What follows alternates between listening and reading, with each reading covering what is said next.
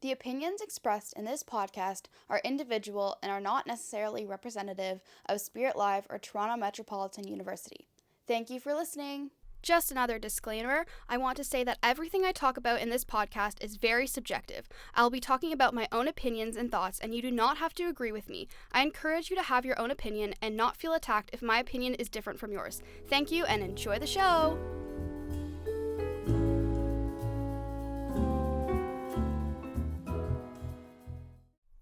Honey, bedtime. Okay, Mom.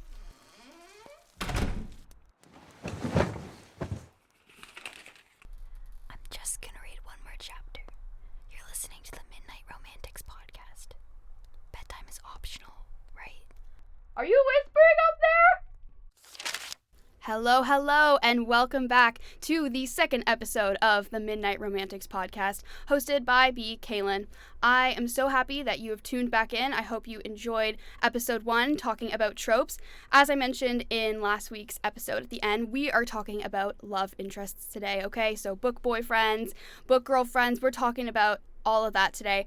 I first wanted to just go over, I posted a poll, a question on the Instagram, about asking what your favorite book boyfriend or book girlfriend is. And so I just wanted to go through some of your responses. First one I found on the list was Rhysand from ACOTAR. I know that's a very popular one. I myself have not read the ACOTAR series. I've been meaning to get around to it, so I will eventually, I promise. We have Kaelin from The Cruel Prince, which I have read The Cruel Prince. I really, really like that book. And Kaelin definitely is up on my list for sure. We're actually going to be talking about him a little bit more in this episode today, so stay tuned for that. We have Wes Bennett from Better Than the Movies by Lynn Painter. That is also another one of my favorite romance books. It's a great, really super cute book, and we're also going to be talking about him in this episode as well. We have Levi from Picking Daisies on Sundays. I have not read this book, but it is one that I think I need to go buy because I read the description for it, and it had friends to lovers on it, which y'all know is my favorite trope. So I might be picking this one up soon. We have Kai from Powerless was another response. I'm going to be so for real. I actually DNF'd Powerless at like halfway through, I think. I'm really sorry. I could not get through that book. I don't know what it was about it. I feel like to me it felt very like stereotypically fantasy tropey, if that makes sense. And so I think that kind of like put me off of it a little bit. And then the last one we have on here is Jake Connolly from The Risk. I believe it's an L. Kennedy series. I have not read this one. I know it's kind of like a sports romance, which typically isn't something I gravitate towards, but maybe I should check it out for a little bit more variety to add to my romance reading list. All right, so I would like to introduce my guest for today's episode. It is one of my fellow RTA peers and one of my friends. Veronica, welcome to the podcast. Hey, hi, thank you for having me. Yeah, no problem. So, are you excited to talk about book boyfriends today? Oh, Kaelin, I am beyond excited to talk about book boyfriends today. Thank you for having me. Of course. Okay, so I have a few questions for you. My first one is one that I ask all my guests on the podcast. What is your favorite romance novel and why? Oh my gosh, what a great question. Well, my favorite romance novel that's like strictly romance is gotta be The 7-Year Slip. I think it's so good. I spoke to me on so many levels. I didn't really think I was a contemporary romance gal. Like I did read I have read a lot of contemporary romance, but like I didn't think it really was going to be like my genre that like always stood out to me until I read this book. Like it was my first 5-star contemporary romance. I love it. So my second question is, describe kind of your perfect traits that would be like the traits you would look for when you're reading a romance book in a good solid book boyfriend. Okay, well, like I feel like this is kind of a fine line, but I feel like being like protective over the main character I think is like really important. Like I'm reading Fourth Ring right now. Okay, we're gonna get into this a little bit more, okay? And I think like I'm not gonna spoil it, but I think like it's good when like they obviously care about the girl. I think it's, or like whoever, it doesn't have to be girl. But like showing that they care about them. I think it's really gross when the like guy or the partner, whoever, love interest is like I don't know, like, kind of lets them go into really bad situations and clearly doesn't care about their well-being. But I also think that there's an element where it's, like, they're too overly protective. I think that also is kind of annoying because it's, like, damsel in distress. I'm Absolutely. like, that's kind of, like, I don't know, that's, like, regressing. Like, I think we need to empower them, but I also think, like, they can also rely on their partner. Is there anything else, any other traits you look for? Do like a good, like, oh, I don't care about you, but I secretly do. Yes. Like, I think that's a really fun dynamic. I know. I'm a sucker for like a she falls first, he falls harder kind of dynamic. Yes. Those ones always get to me. I love that one. I love that one for sure. I'm trying to think for me. I think that I love what you just said. Oh, for me, I love pining and yearning. Yes. Okay, if he's been like in the shadows since childhood for years, he picks up like on like small details about the main character. I feel like if he's like paying attention to them and like noticing all these things, I feel like that's something that's like really speaks to me because I feel like I really like slow burn romances. And me too. I feel like me that too. kind of like adds to that and helps like build that element up, and I just think it's like really cute. I agree. So that's definitely one that I look out for. All right, so the first activity we have is what I've called the book boyfriend bracket. Okay, so essentially I've created this kind of like bracket with a bunch of like pretty popular, well-known book boyfriends, and Veronica and I are going to go through the bracket. Some of them we might not know as well or not have read the books for, and that's totally fine. And we're going to say who we would choose and why, and then at the end we're going to have 2 left, and we're going to have a final showdown to see who would be our ultimate book boyfriend in the bracket. Okay, so are we ready? We're so ready. Okay, so the first one on the list, we are delving right into Twilight with Edward Cullen versus Jacob Black. Veronica, who would you choose? Okay. This is such a we're going right into it. Okay. We are. So I've seen all the Twilight movies for reference, and I read the first book. So I feel like I'm pretty well versed in terms of Twilight. Okay. I personally am like Team Jacob. All right. I think like I like Edward's like I like Robert Pattinson. Like I like the actor. But especially after like reading the book, like the book kind of got crazy in the second half. Oh, it definitely did.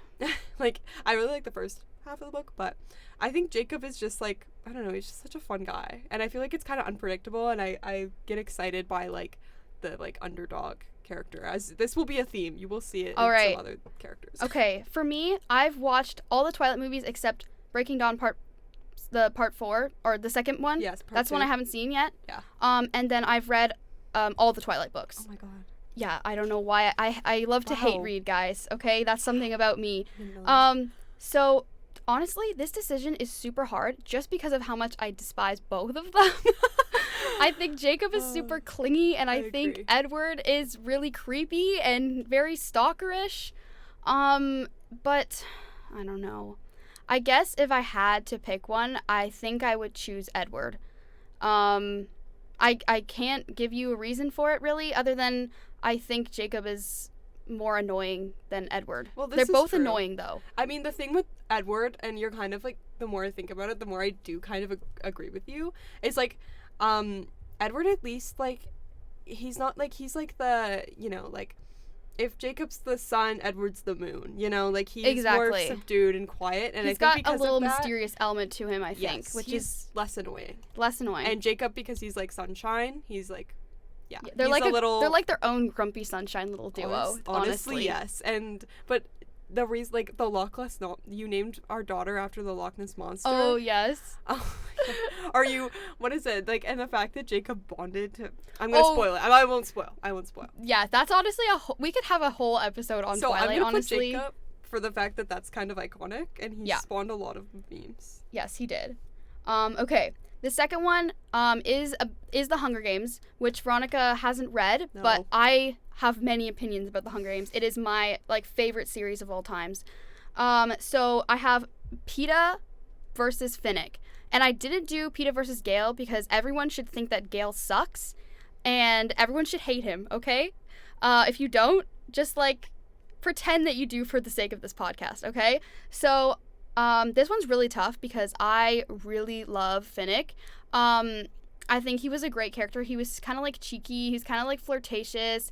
He was just a really good person. And PETA is my OG. So I have to pick PETA because I was Team PETA from page 1 of the Hunger Games. I am an OG stan for PETA. I love him so much. I think he's like the first book boyfriend that I would ever had, I think, really. I love how like sweet he is and caring and kind, brave. So definitely Team PETA for me. Okay, I'm writing PETA also, just in I trust your opinion. She trusts my opinion, guys. Also, I like the name PETA. Okay, who's All right, next? moving on to a very, very tough one. We've got Max and Shreve from the selection. So, if you're an OG romance reader like we are, you've read the selection, okay? It was my COVID series. It was my COVID series. It got me through COVID. It got me through COVID. So, he's essentially the prince. I won't go into the plot, but if you're not familiar with it, search it up. And then, second, I'm sure this is one that a lot of people are familiar with. We have Xaden Ryerson from Fourth Wing, which Veronica is currently reading, and I've read. Almost done. I'm at page 350. Okay, Veronica, what's your deliberation? Oh dear. Okay, this is when you say PETA was one of your first book boyfriends, I'd say Max and Shreve was one of the first I had ever been introduced to. Honestly, I would agree. I named a plant after Maxon. I named another plant after his mom, Amberly. Oh my god. This is an OG fan right here, okay? I love the selection. And then Xaden, I'm reading right now. So when I'm reading the book and I see Xaden's name on the page, I'm like, oh, this is about to get interesting. Mm-hmm. So it's like, I don't know, but because I just care so deeply about Maxon and have a literal plant of 4 years in my bedroom. Oh, it's still alive? Oh, yeah. Oh, I love that. It's been around for a long time. That's amazing. I got it in grade 8 and now I'm in first year of university. I Same love with that. Amberly. I love Amberly. So that's my favorite plant of all time is Amberly. So I have to put Max and Shreve. Okay, Maxon it is. So for me, I also absolutely love the selection. It really got me through COVID. It's just it was such a great escapism, and even the plot, it's not even super original, I would say, I guess, but it's just there's something about it that's just very captivating. And I really loved Maxon. He was definitely an OG for me too. He's just he's the sweetest. He's he's just a cute little puppy dog. But he's great. I love him. And then Xaden, I absolutely loved Fourth Wing. I didn't think dragons would be for me. I was I don't know, but I absolutely fell in love with that book. And Xaden literally took my heart. This man made her a saddle, okay, for her dragon. I love Xaden. We were talking before about the line between the straddling the line between protection and he's just so he's brooding but in a good way, and he's just really kind of grumpy, and I don't know, it works for him. So for me, I would have to say Xaden for this one. But I love Maxon very much as well. But Xaden has my whole heart. So yeah, okay. What do we have next? We're moving on to Wes Bennett from Better Than the Movies, and Ravi Singh from A Good Girl's Guide to Murder. And then Veronica hasn't read these books, so we put in for her Rhysand from ACOTAR, which I haven't read. So we're going to have a little bit of a different discussion. Yes. So go ahead, Veronica. I have read all of ACOTAR. And I guess this would maybe be a better discussion if it was Rhysand and Tamlin. Or I don't know how to really say his name. You can put both of them if you want. That's fine with me. Tamlin. We'll do different for this section. I mean, I won't spoil it because everyone talks about Rhysand, and depending on what book you are, you will prefer one to the other. And I loved Tamlin. My favorite book is Howl's Moving Castle. It's also my favorite movie. So, Tamlin really reminded me of Howl. And then Rhysand also kind of reminds me of Howl. But, this is too many references. But I will have to say Rhysand wins. If you have read enough of the books, you will understand. But if you haven't, go Tamlin. Okay, so for me, I'm going to talk about Wes Bennett and Ravi Singh. So both of them are just really supportive book boyfriends. Frickin' Ravi, he helps her solve a murder. He's always by her side. He helps her. He's there. He's her OG guy that's always there for Pip. And so I love him for that so much. And then Wes Bennett is better than the movies. I just really like. I actually DNF'd it at first, but then I picked it up again and I like really loved it. I don't know what was going on, but it's just like a really cute romance, like YA romance novel. And he's just like, he's really cheeky and like flirtatious, and he's kind of like sunshiny, but he also has like a depth to him. So for me, I'd have to pick Wes Bennett for this one. But both of them are great. Okay. We're going to move on to the second side of the bracket, okay? So we've got our first ones chosen. We're going to talk next about The Summer I Turned Pretty, okay? We are getting into it. We have Conrad Fisher versus Jeremiah Fisher. Brothers at war. Veronica. Oh my god. What do you think? When I saw this, I was like, you're evil. You don't know what like wars you're about to start with this. Yes. Because I am okay. So I read this book. I read the books back in grade 7. I took them out from the library, and this was well before it was a TV show. Mm-hmm. Okay, this was OG like fan right here. 2019. Actually, yeah, no, it was 2019. And then and then I reread them at the end of 2019. So I've read them twice. And actually, no, sorry. You can cut that. I messed that up. I lied. Okay, so I got my timelines wrong. Okay. I started reading them first in 2019, right before grade 7, and then I reread them going into grade 9. Now, people, if you've just seen the show, the books are not like the show. Okay? Same characters, they have same energy. I think the show does a better job than the books actually do. Okay. But when I first read the books, Team Conrad all the way. I loved Conrad. But then reread them in grade 9 and I was like, "Oh my god, Conrad sucks." He sucks in the book. He's so like I never understood why Belly liked him. I can see where you're coming from in that way, because they are very different people, I think. And he's like, yeah, they don't really show like, oh, I was young and in love and I really liked Conrad. Like, they don't really show that as well in the books. And I think Conrad definitely gets like a better arc in the TV show, and you understand his perspective a lot better. But this is about the books. This is about the books. And even after the TV show, I'm still Team Jeremiah. So I'm gonna write Jeremiah. Okay, I'm gonna put a poll on the Instagram after this as well to see where people stand with this, because I am curious. For me, I am 100% diehard Team Conrad. I only read the first book in the series, and then I watched the entire show. But like Conrad, I don't know. Maybe it's just what's the guy who plays his name again? Chris Briney? Something like that? No. Yes. Maybe it's just him. Yeah. He's very captivating. I really like him. Really? But I don't know. Conrad, he would be, when I say it out loud, he sounds like a book boyfriend that I wouldn't like, because he's like broody and like he's very moody and stuff, but I don't know. I feel like he has more depth to him than Jeremiah does, just in my opinion. Jeremiah has depth and stuff, but like I don't know. I felt like Jeremiah's portrayal, like in the show, like I don't know. They did him dirty in the third season. He felt very annoying and very childish. They had to make someone win. Anyways, this is a long discussion. This could be a whole other episode. Yes. But I will have to say Team Conrad for me.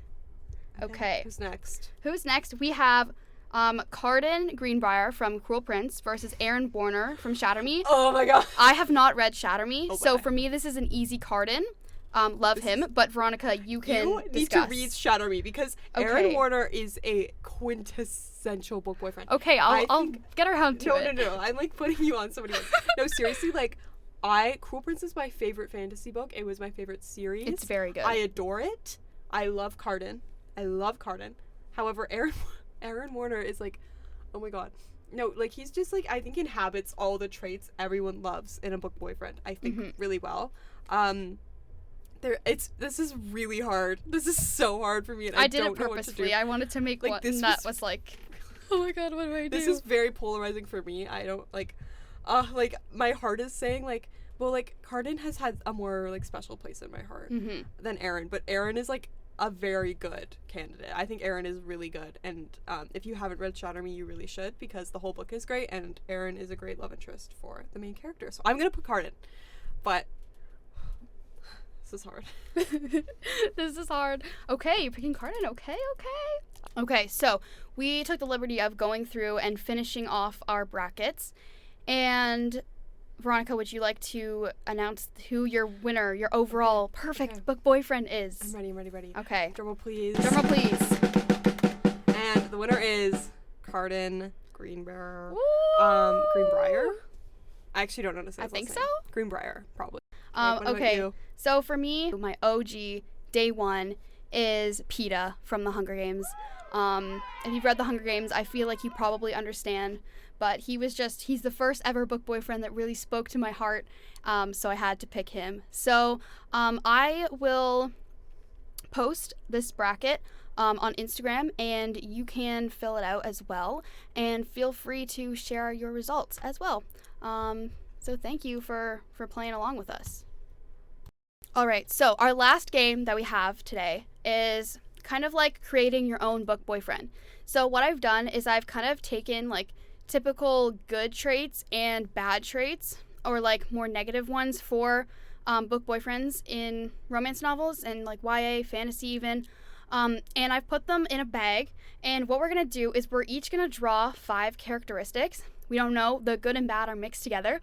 We're going to read out what we got, the book boyfriend we created, and then we're going to say if we would go on a date or hang out with this person in real life. So let's get into it. Okay, so we're going to go, Veronica's going to start, and then we're going to go one at a time, and we're each going to read one of the tropes that we got, and then if they're good, if they're bad, how we feel about it, okay? Mm-hmm. So, Veronica, go for it. What's your first one? My first one is, oops, I dropped it. Hold on, technical issues. Okay, my first one is funny.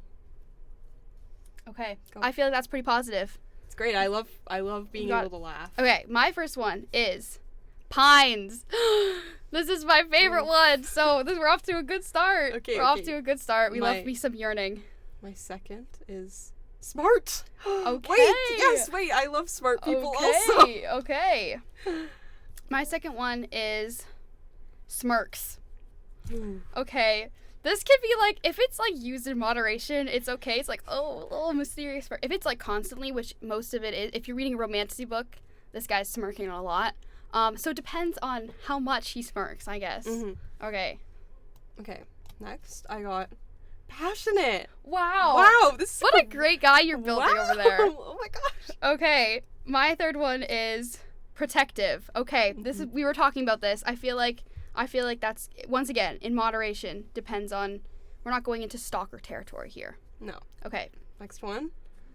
Withdrawn. Withdrawn. Ooh, Okay. wait. So maybe he's like a tough nut we gotta crack open. My fourth one is grumpy.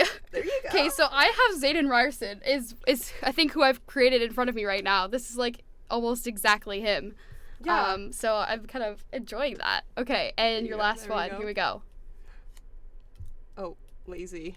Lazy. Oops. Okay. Oh, I don't like that. Lazy makes me mad. That's the thing that had to ruin it. Okay, and my last one is always leans on door frames. It's not that bad. Oh my god, I got the smirking and the door frames. Are you kidding me? Oh, I got lazy. Okay. Lazy's like a downright negative. Okay. All right. So, Veronica, what's your final verdict? Would you Okay. go on a date Well, / hang out with this person? Just to remind everyone, I got funny, smart, passionate, withdrawn, lazy. The withdrawn doesn't really bug me. That's like fine. I'm sometimes withdrawn. Mhm. Everyone's a little withdrawn. That's I okay. agree.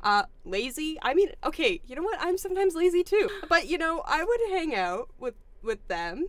Maybe we can work on the laziness. Work on the laziness. Because like they're passionate too, and they're funny and smart, so they seem like they have a lot of gusto. Yeah. Lazy doesn't seem to fit this person. I but agree. I'll take it. Okay. So, as a reminder for me, I got Pines, smirks, protective, grumpy, and always leans on door frames. I feel like this is very much Zayden Ryerson. I think I don't know. I think I would hang out / go on a date with this person.